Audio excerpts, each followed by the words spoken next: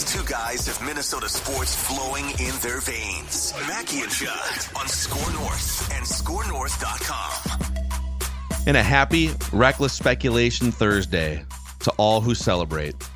Darren Doogie Wolfson from the 5 Eyewitness News Sports Department hanging out with us here for some inside information about your favorite Minnesota sports teams. Maybe a little reckless speculation sprinkled in here.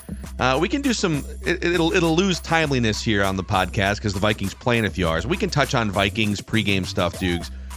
But what are you hearing? So Shams caused a big. He's at ESPN now. He caused a big stir when he came out a couple days ago and said, "Hey, we're gonna know within like a month who owns the Timberwolves." And he kind of reported some things that we've already talked about on this show, which is that Mark and Alex have a bank account ready with the money to finish the purchase and to buy Glen out. Like it's all there, which we've reported on this show. But then that kind of caused a couple other people to jump into the reporting. So I guess let's start there. What are you hearing about the timeline for when we will know who the official owner of the Timberwolves is? Yeah, Phil, that was a bleep storm on Tuesday, and I'm not entirely sure why. Maybe it was just a good point in time to refresh everyone on where things stand. But like everything that was said on Tuesday, like I feel like we've put out there. Like I don't think any of that was necessarily new. So here is where we are. So we are 11 days out from the start of arbitration. This is after mediation this summer failed, did not produce any sort of resolution. We are heading to arbitration because this was predetermined, going back years, that if issues arose, this would be the path forward to get to a point of resolution. So when arbitration begins on November 4th, it'll be 3 people, 3 judges, essentially. You have one picked by the Glen Taylor side, one picked by the A-Rod Lore side, then a mutually agreed upon independent judge. Now, to me, he is the key. His name is Thomas Frazier, retired district judge. Former Nebraska football player. Highly thought of. Not the former, no, Cornhusker. Former Heisman winner? Visualize Thomas Frazier. Boy, could he run the ball. He was really good in Lincoln. But yeah. And no, it's not Todd Frazier, Little League fame and all that, Major League Baseball player. No, it's not that Frazier. But it is Thomas Frazier. Fraser on the last name. So I think that helps create some clarity, at least for you, hopefully for others. Has a little bit of a sports background, comes from a political family. I just know Thomas Frazier is highly thought of. Loves lasagna. Like you talk to legalese, you know, the people that are tied into the courts. You talk to enough people, they will tell you this guy is the real deal. But he is supposed to be independent. That is the idea. He was hired by a Democrat many years ago, Mark Dayton. So if you're thinking, well, like, is he going to favor the one of us angle, right? He's a Minnesotan. Glen Taylor is a Minnesotan. This favors Glen Taylor. Well, you can look at it from the standpoint of Glen Republican. Frazier hired by a Democrat back in 2013. It doesn't matter. None of that matters. I'm just laying out the case here for this gentleman being the deciding vote. They will hear the arbitration case, the deliberation, over the course of about 5 days. It could end before the 5 days, but it could go that entire week. Then the 3 judges will take up to a month to make a final determination. Now, at that point, if Glen Taylor wins, okay, like, move forward, although there is going to be some sort of fallout, lawsuits. Like, that's not the complete end game, but at that point, things would look very, very good for Glen Taylor. If the 3-person panel favors Marc Lore and Alex Rodriguez, they then still need to secure 23 affirmative votes from the Board of Governors. And it's not like the Board of Governors would vote instantly. That would be somewhere down the road. They meet semi-regularly, so it's not like it would be 3 months later, but it's not like we're going to have full clarity like the first week of December. We'll have some clarity, but not full clarity. Now, keep in mind, the Wolves obviously don't vote, so we're talking 23 affirmative votes out of 29. Behind the scenes, especially Marc Lore, but Lore and A-Rod have been working hard for many months to secure those 23 votes. I continue to hear the Lore A-Rod side heading into November 4th is cautiously optimistic, but maybe more of an emphasis on the word optimistic. So that's where things stand with 11 days from now, things really ramping up.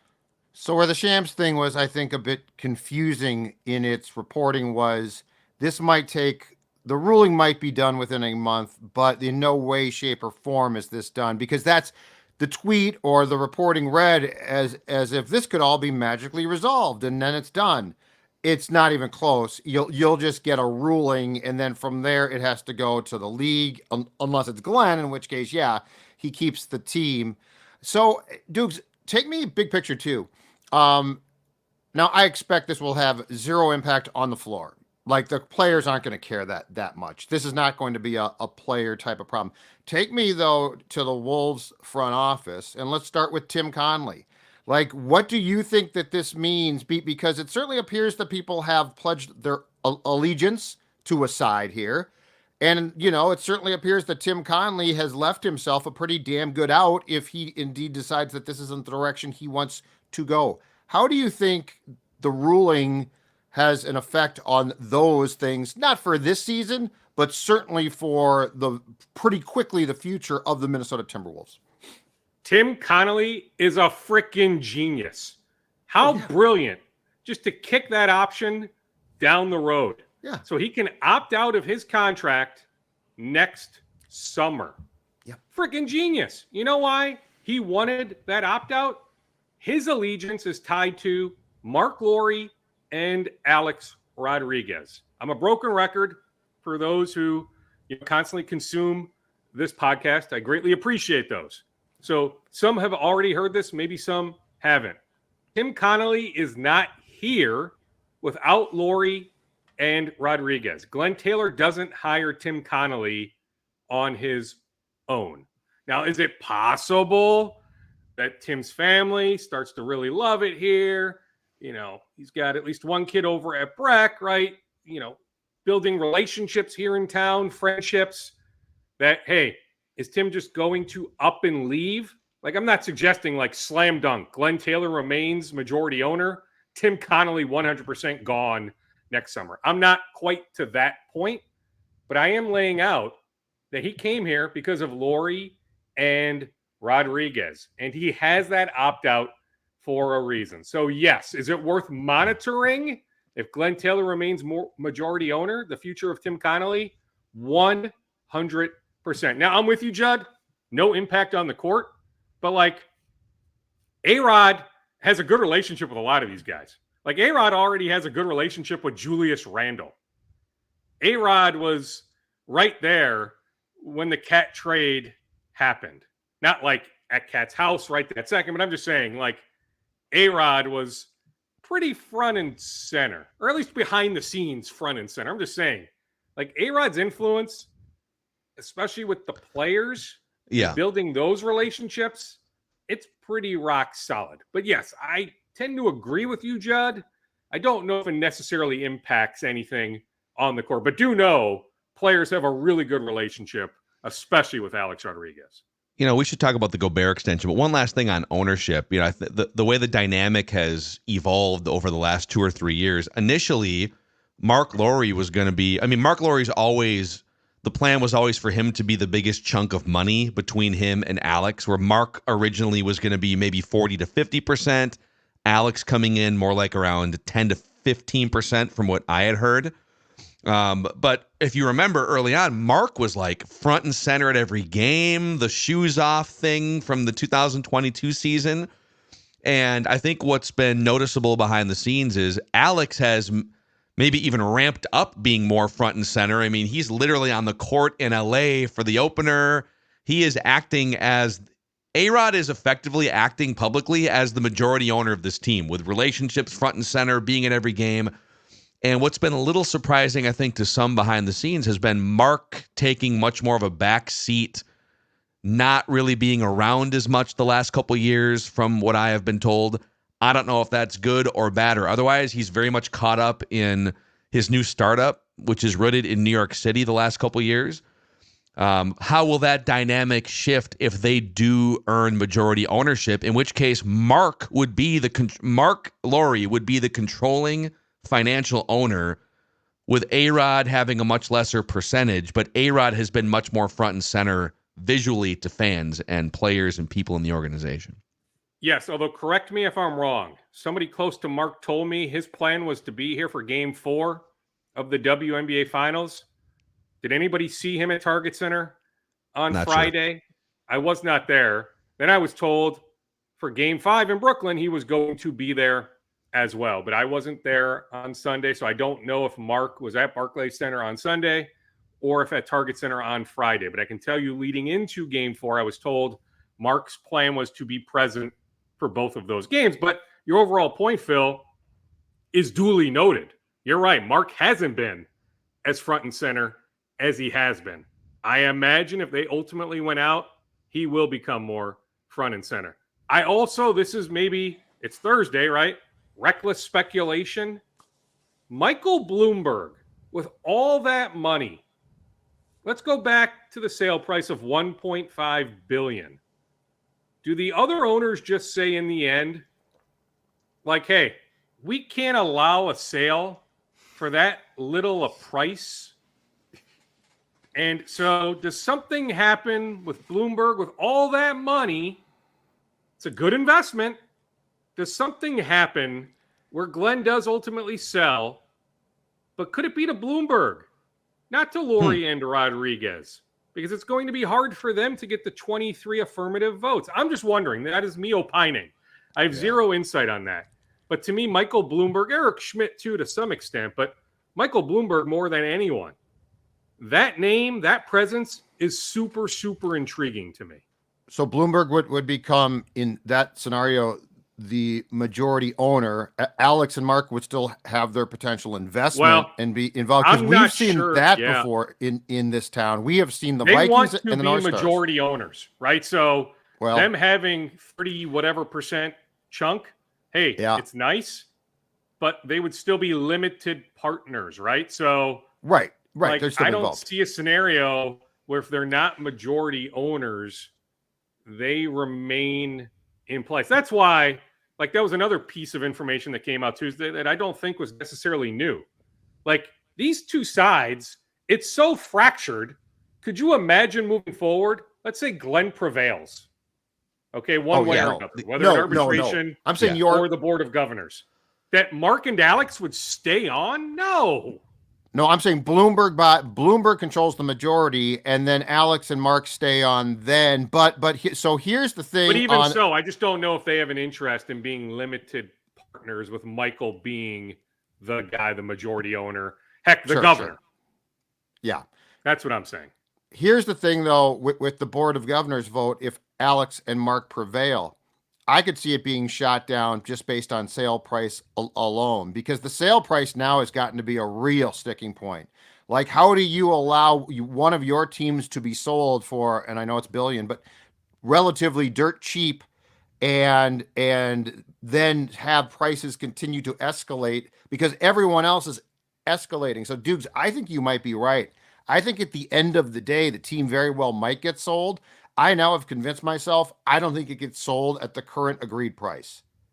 Yeah, or approved, I should say. Not sold, approved. I mean, we've touched on this for how long? Phil, how long have we touched on this? That, to me, the bigger hurdle wasn't necessarily the arbitration hearing. It is getting those 23 votes, the Board of Governors. Now, hey, in talking with Bobby Marks, and others in the NBA, they say, hey, if the three-person panel rules in favor of Marc and Alex, why the heck should these governors say no? That they should support what these three judges determine. But hey, I'm not quite sure it works that way. I'm just saying, to me, the bigger hurdle all this time, it's always been, can they have one heck of a case. I'm just telling you. Now, hey, Glen Taylor, Greg Jackson, others with Taylor Corp feel like they have one heck of a case. But I'm just telling you, I'm strongly led to believe from many people, including some that really don't care all that much, who ultimately prevails. I'm just saying, they have, Mark and Alex, one heck of a case. Okay? So I can see them winning arbitration. That's why cautious optimism, but there is optimism. All right? Heading into November 4th. How do they get those 23 votes? And I'm telling you, they've worked hard. They have worked hard for months to try and secure those affirmative votes. I just don't know in the end if they can get 23 votes. Yeah. Rudy Gobert.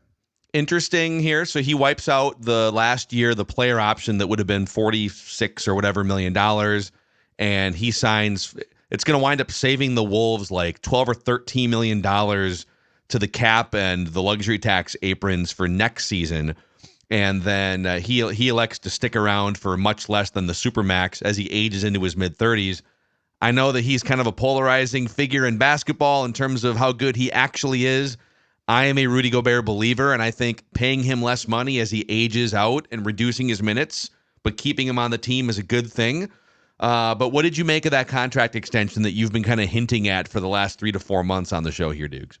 Yeah, definitely a win-win. Not that opening night was any sort of hardcore deadline, but oftentimes sides like to get a deal like this done before the ball tips for the season. But like we saw Mike Conley Jr. in season last year sign an extension. It's different with veterans. This wasn't like Jalen Green of the Rockets trying to agree to a rookie scale extension, which he did, right? Like that was a hardcore deadline the other day for rookie scale extensions. For Gobert, opening night was not a hardcore deadline. But yeah, the sides have been negotiating for a while.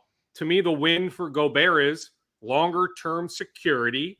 The win for the Wolves is, you laid it out, Phil, instead of paying him darn near $47 or $48 million next season, that number lowers by approximately $10 million. That is significant. The other win for Gobert is the player option for the 27-28 season. But the Wolves are looking at it saying, hey, this guy keeps himself in phenomenal shape. He is going to age okay. We're comfortable paying him pretty good money for his age is what, 32, 33, into his age 34 seasons, that he's still going to be a productive player. Maybe not a 36-minute-a-night type player, but yes, that he can still be plenty productive. Phil, I'm with you. To me, he impacts winning enough. I am plenty comfortable with this move. So both sides very, very happy. They've been talking, I'm telling you, for many, many months. So to me, when the news broke on Tuesday, it was minimal surprise. Dukes, to go to Vikings, which is going to be dated pretty quickly here, but I have a question that extends beyond to today. There was a lot of rhyme or reason to why the Vikings did what they did from a standpoint of opening TJ Hockenson 21-day window about 3+ weeks ago now. And it was because there is the opportunity, or there was certainly to activate him before this.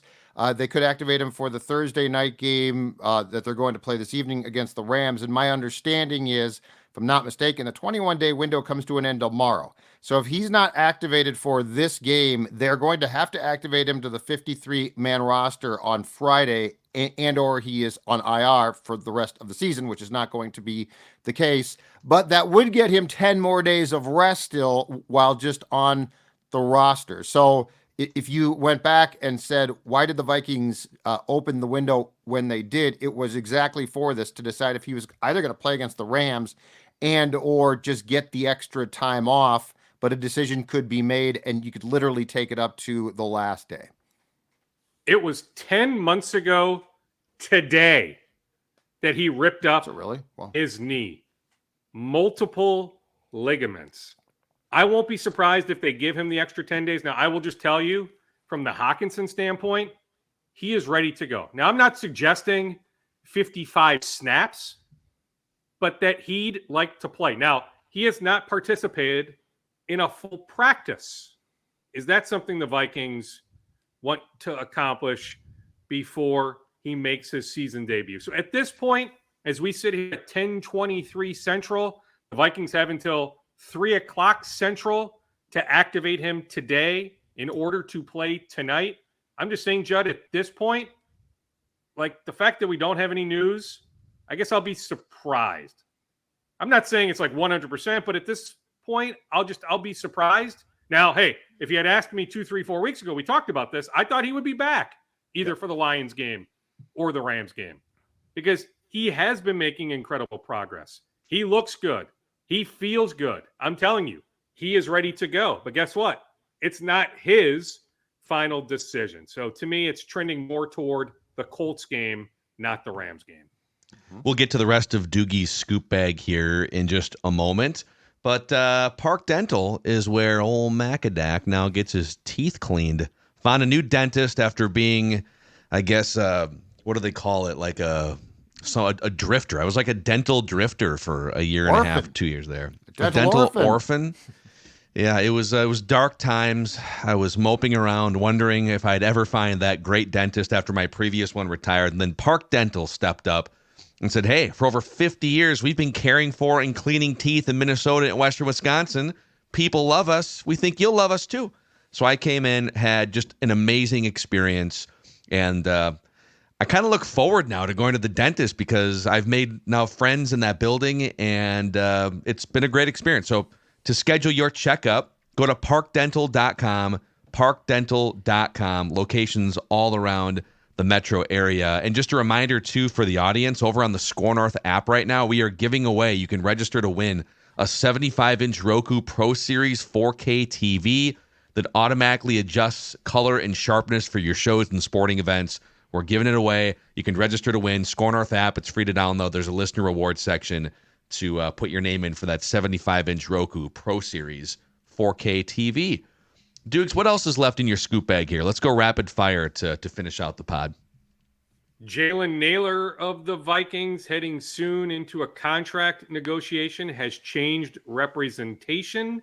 Oh. Brian Asamoah, Vikings linebacker, very much available in trade talks. I feel like he's open-minded to a change of scenery. I know there's been some Caleb Evans chatter. I hate to say steam. Really, no, but chatter. But also just know Brian Asamoah is another name as we approach, 12 days from now, the NFL trade deadline. I have not heard one peep. I know it's a fun talker. I'm sure you guys have addressed it on Purple Daily. I've not heard one peep about Matthew Stafford. Judd, I know you did the math. I just don't foresee a scenario. Heck, you can make a strong case. Sam Darnold for the rest of this season is a better option than Matthew Stafford. I haven't heard that. I continue to hear two positions to keep an eye on: cornerback, interior, defensive line. So until I hear otherwise, those are the two positions I'm keying in on when talking about the Vikings and the NFL trade deadline. Yeah. What have you heard about, in particular, the name Jeffrey Simmons from the Titans? Because I've heard differing things. Love him. Yeah. They traded Hopkins. It looks like they are selling. I saw a report that he will probably not be moved, but of course they're not going to come out and say, yeah, it's a fire sale, come get him. That one to me does seem more probable than as great as Dexter Lawrence would be. I think you could probably pry Simmons away from the Titans easier than you could Dexter Lawrence from the Giants. Yes, and keep in mind it's a new regime there in Nashville, not the regime that drafted Simmons. It looks like it's a multi-year rebuild, so why not hit the reset button in many ways? That would be the big one. You can move DeAndre Hopkins like they did. You can make some other moves, but the big one would be Jeffrey Simmons. Definitely had fans here pre-draft a number of years ago, and those fans remain in the front office. I get it. Kwesi wasn't here, but a lot of the scouts, a lot of the other people, they've remained in place. And I would imagine those people would give a thumbs up if Kwesi picks their brain on, hey, like, how much do you like Jeffrey Simmons, the player? Mm-hmm. So I'll leave it at that. I mean, heck, if you're Tennessee, you need to keep some guys. And I haven't looked at the kind of year he's having, what his PFF grade is, all of that. But I know he's a pretty darn good player going back multiple years. Yep. He would certainly help. And I would imagine the Vikings would have some interest. I mean, I suppose the question is, okay, what's the contract look like? Does it take more than your 2025 first-round pick, or could you get him for just your 2025 first? But yeah, certainly an intriguing name, put it that way. Yeah, he would start eating up a pretty big chunk of cap space, but he's 27 years old. I think I would put Dexter Lawrence on like the top tier, and then Jeffrey Simmons as like a yes. But he'd be and the Vikings Lawrence have had is some. above. The Vikings have had some incredibly good second-tier interior defensive linemen over the years, going back to Michael Pierce, Dalvin Tomlinson. There's been 2 or 3 other guys too, that Linval Joseph.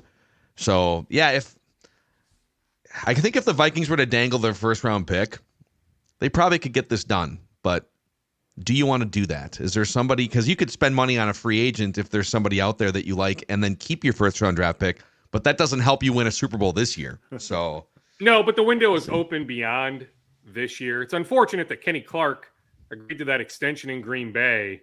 When was that? Like right before training camp? I do believe he would have been on the Vikings radar. But it's not like it's now or never. To me, you can acquire an interior defensive lineman and not give up that one. And so is there a different name, whether it's the Browns, the Jaguars, some other teams?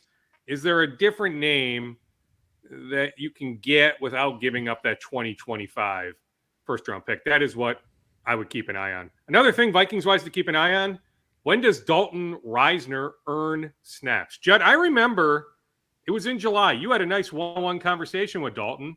He laid out, right, hey, I've played in-game left tackle, left guard, center, right tackle, but he's never played in a game. Correct me if I'm wrong. No, he's never played in a game at right guard. Right. And so just keep an eye. Like, they've certainly discussed it. And so I wonder when we see Dalton Risner, it may not even be full time. You let him get his feet wet, some sort of rotation. I know it's rare, but like, I just wonder, when do we see Dalton Risner get some snaps at right guard? Yeah, no, could be tonight on Thursday Night Football. We'll see. I think Ingram starts the game for sure, but this would be an interesting 2-week period. Yesterday, just to see, and somebody who would have some good knowledge said they had not been told that Ed Ingram had lost his starting job. Put it that way. Yeah, Dalton's still on the same list as TJ is as well, the 21 day. So you're right. No, so I think it would be the Colts game. Yet. I think it would be the Colts game. Yeah. But don't rotate him. That's stupid. Don't rotate him. It probably is. But I'm just saying do he doesn't have right guard right game experience. So, like, how bad is Ed? Now, per PFF, Ed's 2 worst games are the last 2, right? So it's trending the wrong direction. Let's just say, Doogie, really a better option than Ed? Steam that you're hearing from TCO is the steam that is sweeping the entire town. The Vikings would love to make a change. Yep. Yeah, I mean, you're right. That's the headline from this talking point. Blake Cashman, the turf toe, we know he's not playing tonight, but certainly optimism that he'll be back for the Colts game. Love it. Darren Doogie Wolfson from the 5 Eyewitness News Sports Department. Hey, happy anniversary. Thing too, huh? Happy 15th anniversary. 15. Oh, yeah. Thank you. I vividly remember, well, maybe not vividly, considering what my alcohol level was, but Phil, you did a marvelous job as the PA announcer 15 years ago. That's right. Tonight. Yeah. It was a good time. Yeah. Judd was there was a sporting event or I was something. in Pittsburgh. Judd was busy. Pittsburgh at the Devils Penguins game in the old igloo. But your wife, I like my partied wife was with your there wife with her friend. Yeah. Oh, they were hammered. You were just there in Pittsburgh alone? No, the Vikings. The Vikings were playing. Played the Steelers. Okay. The Steelers beat the Vikings the next day, I remember. The first loss of the 2009 season. Blew out the Gophers on October 24th, 2009. Yeah, no, I remember. Heinz Field. Yeah. Heinz Field, baby. Amazing. All right, guys. But I appreciate that. Thank you. 2 other notes quickly. Gophers men's basketball. 2 recruits on official visits. One today. His name is Parker Jefferson, a 6'11" big. Visited USC a few weeks ago. The other one is Jacob Ross, a 6'5" wing, plays high school basketball like Jefferson in Southern California. He's from Virginia. He arrives tomorrow. The Gophers have all sorts of 2025 scholarships to give out. Awesome. Guys, listen, we have no NIL money, but we do have some $25 Quick Trip gift cards we can get you. You know, I got a couple in my backpack, so let us know whatever you need at Quick Trip. We can hook you up, guys. NIL, we're working on it. We'll figure it out. Bye, Doogie. All right, boys. Easy. See ya. That's a scoop session. A little reckless speculation Thursday Quick Trip here. Gift cards? Yeah. I'm the main booster. I got them right here. Come on, Listen, send guys. the kids over. I'll give them these Quick Trip gift cards. Listen, guys, I know that Ohio State just offered you $275,000. I got two for you. I got two for Parker. I got two of those. One for each of the Parkers. That's great. All right. Minnesota Sports with Mackey and Judd. Don't forget Vikings Vent Line right after Thursday night football on the Purple Daily YouTube channel.